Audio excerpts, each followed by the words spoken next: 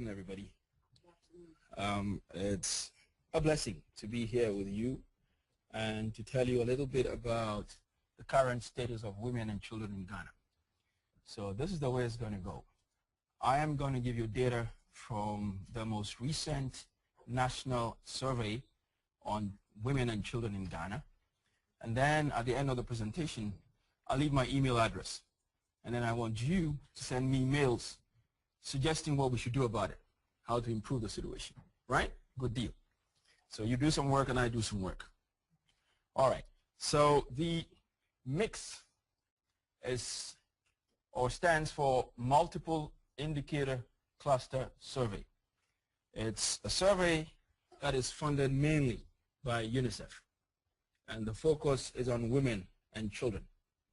The other national survey that takes place in the country is the Ghana Demographic and Health Survey, which has a multiple source of funding, and that looks at a broader range of indicators. But this survey focuses on children and women.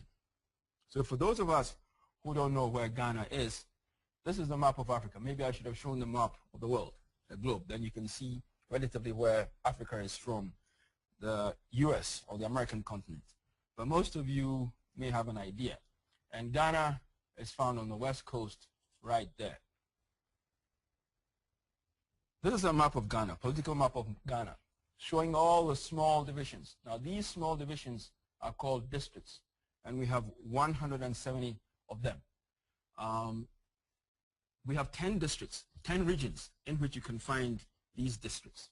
The largest of the regions is the northern region, which takes about a third of the landmass of the country. But the three northern regions, northern region, upper west region, and upper east region, are the ones that give us the most problems most of the times.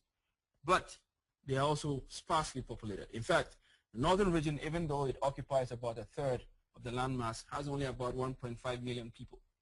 So you can imagine providing health care to all these people spread sparsely, distributed sparsely across the land and in very, very difficult terrain. So let's start with water, sanitation, and hygiene. These are basics for health. Good sanitation was one of the things that brought down the burden of disease in many, many, many countries. And so it is a prerequisite for improving your health status. The first indicator is that of safe drinking water.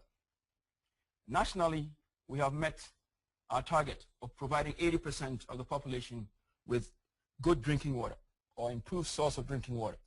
But there are disparities. The inequalities are obvious and demand that we do something about them. So we find here the 10 regions in the country, and we find that those with the red stars are the ones that have not been able to make the target.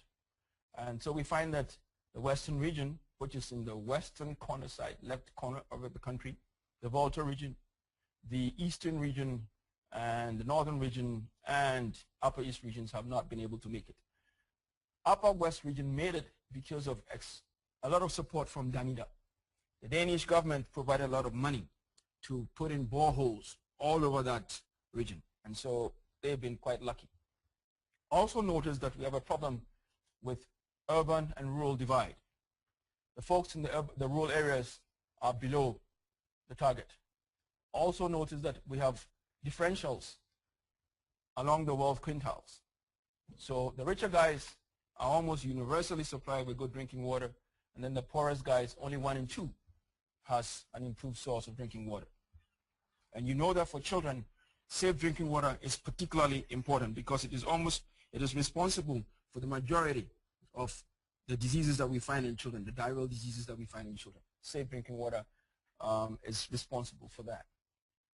Then we look at sanitation, improved sanitation. Currently, the MDG describes what it calls an improved and shared sanitation facility. So it is not only improved, but it should not be shared. We're not doing well at all in this area. Notice that along the years, from 1990, 2008, and 2011, we have made some improvements. But we notice that even though the proportion of shared facilities has decreased, overall, the improved facilities reach only 15% of the population. And our target for 2013 this year is 21%. And we're already in 2013. And I can tell you that we haven't reached that. So that is something you should note. And you may tell me something that we could do about it. The next is still sanitation facilities.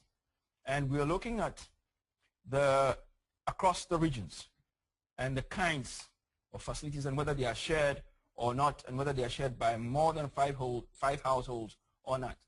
Nationally, only Greater Accra, that is the region that has the national capital, only that region has been able to make it. On the other side, we find that, forgive me, but I keep getting calls from home. They keep tracking me as if I'm a criminal. But yet again, we find this rural and urban divide. For me, very disturbing. The rural folks are just Guineans as those of us in the urban areas are. But each time we find that they are at the bad end of the diagram. We find that in the urban areas, the public toilet facilities are much more. And we notice that in the next slide, let's go to the next slide, we find that most of the northern regions, the three northern regions, no sanitation facility at all. And this gives you an account of the various kinds of options of sanitation across the regions.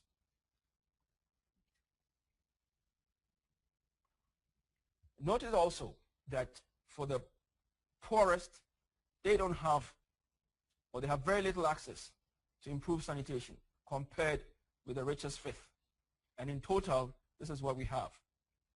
Only 15% of us have access to improve sanitation.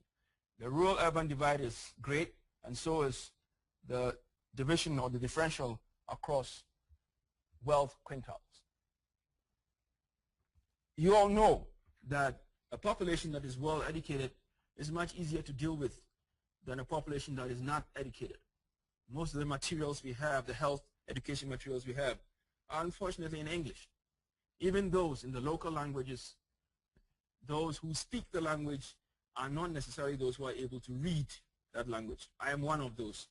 I can speak many local languages. I speak 3 languages, but I can't read any of them. I'm illiterate or non-literate as far as reading those languages is concerned. So let's see. Among young men, 15 to 24, we find that among women and men, we find that the young men are more inclined to be literate compared with the women. And this is across all the regions. Notice that the men are almost always, except in a few regions such as the Upper West region, the Upper East region, most of the times the men are better educated than the women. Again, we notice that nearly universal reaching of grade 6 for children who enter grade 1. But there are important regional differentials. Notice that for the Eastern region, if you are a child and you enter grade 1, you are likely to finish grade 6 at the worst. But if you're in Volta region, only 9 out of the 10 who started will complete the primary school education. Net attendance rate is fairly high, except for these 2 regions, where the net attendance rate is less than 60%. Dropout rate is also important. Notice that from primary school to high school, we find that when the children reach the age of 15, that is when they start dropping out. And instead of this curve being maintained so that we find that at the age of 25 you are still in school, we notice that at 15 we start dropping out of school, and significantly so as we age. Child health. The MDG 4 tells us that we intend to reduce the burden by 2/3. And we have a couple of indicators, such as measles, coverage for measles, the under 5 mortality rate, and the neonatal mortality rates are the core indicators for achievement of this target. Let's see how Ghana is faring. So using the indicator vaccine of measles, we find that in 2011, almost 90% of Ghanaian children had been immunized with measles vaccine by the age of 1. We give the measles vaccine at age 9 months. Our target for Penta is a couple of vaccines put together. And as the name suggests, there are 5 vaccines in one shot. They cover diphtheria, pertussis, tetanus, Haemophilus B, and hemorrhaginfluenza type B, hepatitis B and hemorrhaginfluenza type B. So these 5 vaccines are put together in one and given 3 times. And we're looking at the 3rd shot as an indicator for us in Ghana. But the World Fit for Children looks at measles, and then WHO looks at measles, the MDG looks at measles. Why measles is because we find that as children age, the mothers are less likely to go for vaccinations. Mothers are inclined to go early because they see their children as fragile. But as the children grow strong and big, then they don't see the need for them to be vaccinated. In fact, there happens to be a certain thinking that if you're not ill, why take a medication? And vaccine is considered medication. At least 80% of the children in 7 of the 10 regions have received all their vital immunizations by the age of 2. Notice that these 3 regions are still lagging behind. They do not get all the vaccines as required. Let's move to nutrition. We know that about 1 in 2 of all the children who die under 5 are malnourished. And so that is fairly easy to understand. I mean, in my country, if you are a malnourished child and you get a few bites from mosquitoes, you will come down with malaria. No question about it. And you will not have the resistance required to fight the parasite. So we find that malnutrition has gone down, but yet we still have 1 in 5, 20% of Ghanaian children stunted. There we are, 22.8, that's about 1 in 5 of Ghanaian children are stunted. Stunting depicts chronic malnutrition. There are wide disparities as far as malnutrition is concerned across the regions and then across wealth quintiles. Notice that in 2008, we found that the northern region, upper east, eastern region, and central region had fairly high proportion of malnourished children. In 2011, it stayed with the upper east and then the northern region. Again, we find that children who are breastfed, exclusively breastfed for 6 months, are better off, much better off than children who are not exclusively breastfed. I have examples of cohorts of children, and I usually look for 3 groups in each cohort. So I look for children who were put to the breast within 30 minutes of delivery, and then were fed exclusively for 6 months. And then I look for the same day birth, same day born children who were put to the breast a little bit later or in 30 minutes, but were not exclusively breastfed. So they took formula maybe part of the way or alongside breastfeeding. And then I look for children who did neither of the two. When you look at those when you look at those children physically, you find that the children who are exclusively breastfed and took the breast milk within 30 minutes or an hour of delivery are much better off. They are stronger, fitter, and they look healthier. So breastfeeding, exclusive breastfeeding, is promoted in Ghana. But notice that it's quite low. Less than 1 in 2 children are put to the breast within an hour of delivery. And less than 1 in 2 children are also exclusively breastfed. In 2008, we had quite a high proportion, 2/3, but that has dropped.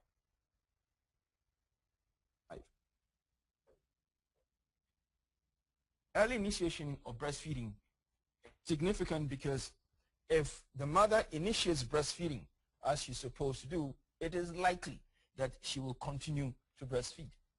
But we find that in some regions, the early initiation is not working. An example is Greater Accra. Greater Accra gives us problems, and we wonder, we'll soon find out why. Greater Accra is probably the most urban region in the country. We've noticed that there's an increase in bottle feeding or formula feeding, especially in Accra, the urban areas, among the richest and among the most educated. So we find that here, across the regions, we find in Greater Accra, where's Greater Accra? There's Greater Accra. It has one of the lowest. And then as we come, we find that the urban guys are doing more bottle feeding. And also we find Greater Accra has a lot of bottle feeding. We find that the urban guys are doing more bottle feeding. And we find that those who have been to school are doing the same, and so are the richest people. Now the richest guys are the ones who have been to school and are also found in the urban areas. Iodized salt, we know, is important for the healthy growth of children. And for this survey, we did look at the use of iodized salt in households. It's up from 32 to 35 between 2006 and 2011, but it is still lower than what we nationally want to achieve. Malaria. Malaria is probably the single most important disease for us in Ghana. It is the highest cause of OPD attendance in the country and probably the leading cause of death, also among children under 5. So in this survey, we looked at some of the things that you can do in order to prevent malaria. And one of those things is the use of ITN. ITN simply means insecticide-treated net or bed net. So the healthy behavior is to sleep under a bed net for children under 5 and pregnant women. And that is what the country promotes. Just before this survey, some of the regions had a massive campaign to hang up bed nets in all households. So we find that in those regions, there's a very high uptake of bed nets. This was a nationwide exercise. That these regions had this activity before the survey, and the other regions followed after the survey. So we are waiting for another survey or another source of data to see whether we can find high uptake in the rest of the country as we have in these two regions, Volta and Eastern region. Notice also that the urban guys in this instance are beaten by the rural guys. The increase in the proportion of children sleeping under bed nets, especially in regions where the hang-up campaigns took place, were impressive. But still, they fall below the target of 70%. We are saying that by 2013, 7 households out of 10 should have bed nets where children sleep under each night. Pregnant women has also increased. Pregnant women sleeping under bed nets has also increased, but especially in the rural areas. So you compare the data for the urban settings in 2008 with 2011, notice that there's a slight increase, but the rural folks, there's a much more important increase. And overall, there's an increase. Malaria in pregnant women is also an important issue for us, both ways, for the mother and then for the unborn child. And we know that women who are pregnant for the first time and the second time are more susceptible to malaria because the parasite is happier in that kind of placenta. And so we give women who are pregnant sulfadoxine pyrimethamine, SP for short. And these women are supposed to take it 3 times before they deliver at intervals of 1 month after quickening. And we look at the proportion of pregnant women receiving at least 2 doses. IPT small p means intermittent preventive treatment during pregnancy. And ANC means antenatal care. So while the woman is pregnant, we expect that she'll take 3 doses of this SP medication. And if she takes 2, we are happy. So those who take 3 are better off than those who take 2, and those who take 2 are better off than those who take 1. But because we have a tendency for women to present late in pregnancy, they are usually unable to complete a 3-term dose. The medication is supposed to be taken at the facility, at the health facility, under supervision, so that we can count that, yes, it was taken. We noticed that the urban guys did have improved over time, and so have the rural guys. And in this instance, we don't have any disparity as far as SP uptake is concerned. And probably it is because it is done at the facility. Malaria prevalence among children under 5 is also important for us. As I said, it appears to be the #1 killer of our children. And we notice that it is higher for the poorest, those with uneducated mothers, or those who come from uneducated households, and then those in rural areas. So we find that those who are educated have a less burden of malaria in their children. Those who are rich, same thing, and those who are in the urban areas. Child mortality. As I said, under 5 mortality is an indicator for achieving MDG 4. So let's see what the picture is like, and the trend is since 1988. In 1988, we had the first Ghana Demographic and Health Survey, and we compare the figures along the years with the various national surveys that we have. We find that we have a fairly good account of decreasing the mortalities, but we are still far from reaching this target of 2015. By 2015, we should have only 40 per 1,000 live births as under 5 mortality. Now, getting this steep in 2 years would be a miracle, unless you have some magic wand that you can wave and show me, so that when I go back home, I can do the same. But what I have noticed is that the burden from neonates is the big problem. That contributes about 40% to under 5 mortality. So you can do a lot of work on under 5 mortality among children aged 2 to 5, the young children. But if you don't work on the neonatal mortality, there's no way you're going to go further than a certain limit. So in order to change things, I think I'm giving you the answer. No. So we need to do something about the neonates. You tell me what we should do. Again, across the regions, we find important disparities. Notice that some are dying more. I mean, some regions are probably a hell to live in. If you live in the northern region, you have a much higher chance, maybe twice as much chance of dying as if you lived in the eastern region. And it's the same for the infant mortality rate. In all regions, as I was saying before, 50% of infant deaths occur within the first month of life. So neonatal mortality is a big, big, big burden. And in order to reduce overall mortality, we need to do something about the neonatal mortality. Once again, the disparity across rural, urban, wealth quintile, and education is clear. Maternal health. For us, MDG 5, achieving MDG 5, both MDG 5A and B, is important. And currently, the government has placed a lot of emphasis on reducing maternal mortality. Bill Gates visited our country, I think a week or 2 ago, and our president is reported or recorded as promising that maternal mortality reduction is now the national topmost priority. Let's see how it goes. There are indicators that tell us about the status of our maternal health care. The first is ANC attendance, antenatal care attendance.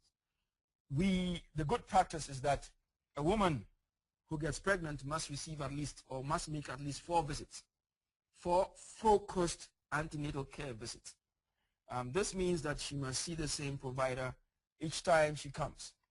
And during that visit, during the ANC visit, she gets a package of interventions designed to reduce the probability that she will die through pregnancy.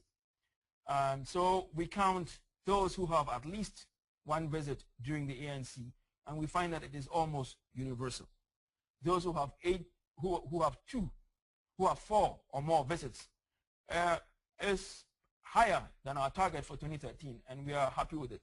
We are hoping that it will contribute to the reduction of the burden. But you and I know that ANC achievements are not enough to reduce maternal mortality burden. The single most important intervention that is reported to be able to reduce maternal mortality by significant margins is delivery under skilled care. So we'll look at that indicator too. That one. So skilled attendance at delivery. In other words, delivering in a hospital or under the care of a health professional, a midwife or a doctor or a community health nurse. Notice that still we have a problem. Only 2 out of 3 women deliver in a health facility. So we have 1/3 delivering either at home or with a traditional birth attendant or with a relative or by themselves. Across the regions, we find that the northern region presents the greatest challenge, and probably understandably so. The distances between communities and therefore distance to reach a health facility is huge. Nationally, we find that those who are rich, again, educated in the urban area are more likely to deliver under the care of a health professional. Assistance by traditional birth attendants. The WHO says that we should wipe out traditional birth attendants. I find that recommendation very funny. In countries where access to healthcare is a problem, you can't do without traditional birth attendants. What you should do is to work with them and encourage them to facilitate the attendance or the deliveries in health facilities rather than push them. You push them, they go underground, they make worse trouble. So we find that in the northern region, there's still a high proportion that deliver with traditional birth attendants. So if you add the proportion delivering with TBAs and those delivering with a relative or another person or by themselves, you get a proportion that delivers outside the health facility or without a professional health professional's assistance. Postnatal care is another indicator both for mother and child. And even though it's fairly high, we find that there are severe or important regional disparities. Some regions are not doing so well. But overall, the country appears to be doing well for PNC. The richer the urban residents are more, the richer in the urban, those in urban communities are more likely to benefit from ANC as far as the mother and child are concerned. And the disparities are there, urban, rural, and then the poverty line. The use of modern contraceptives, which is important for achievement of MDG 5, for me, probably one of the most important interventions to reduce the burden of mortality in children and in women.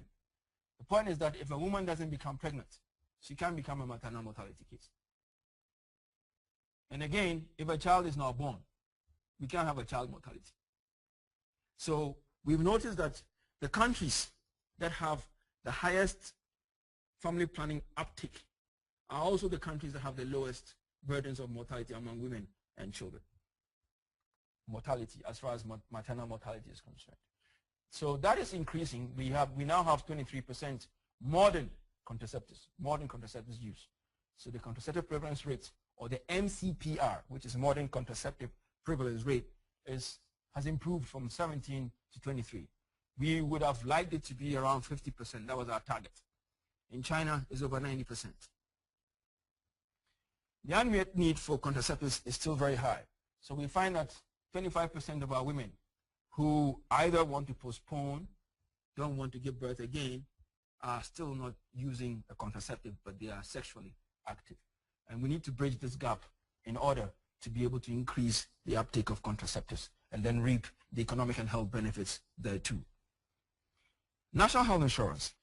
We have a national health insurance in Ghana, and it is not obligatory to be on that insurance, but it happens to be the one with the highest coverage across the country. We have some private insurances and then some mutual health insurance schemes. But the national health insurance scheme happens to be the one with the highest coverage. And little studies that we've done have shown that those who have insurance are less likely to die when compared with those who don't have insurance. The point is that it makes sense. I mean, if I have insurance, even if I have a prick, a tiny needle prick in me, I'll go and show it to the hospital because I'm covered. But if I don't have insurance, I'll wait until I'm dying, and then I go. Because if you don't have insurance, you pay at the point of service. For children under 5, the insurance is free, provided the mother has insurance. So a woman has insurance free for her child 3 months before she gives birth and 9 months after she delivers. So 1 year, there's free insurance for children. And then after that, the mother has to be insured for the child to benefit from the health insurance. We find that even though quite a number of them said they had insurance, we find that only half of them were able to show the insurance card. You're given an insurance card when you register with the National Health Insurance, and then you pay your premium. The same thing with women. We find that 2/3 of them said they had NHIS, but only 40% of them could show the card. It was the same for the men. The men, only half of those who said they were insured could show us valid cards. So we find that we have a checkered history as far as the indicators for interventions that are important across the continuum of care, from pregnancy through birth, infancy, and childhood. And some of the indicators, the ones that are marked with stars, are not very encouraging, and we want to do something about it. The children in Ghana are happy that people care for them, and I am giving you my email addresses here, and I want you to do me a favor and send me an email. Tell me what we can do to improve the situation. Thank you for listening.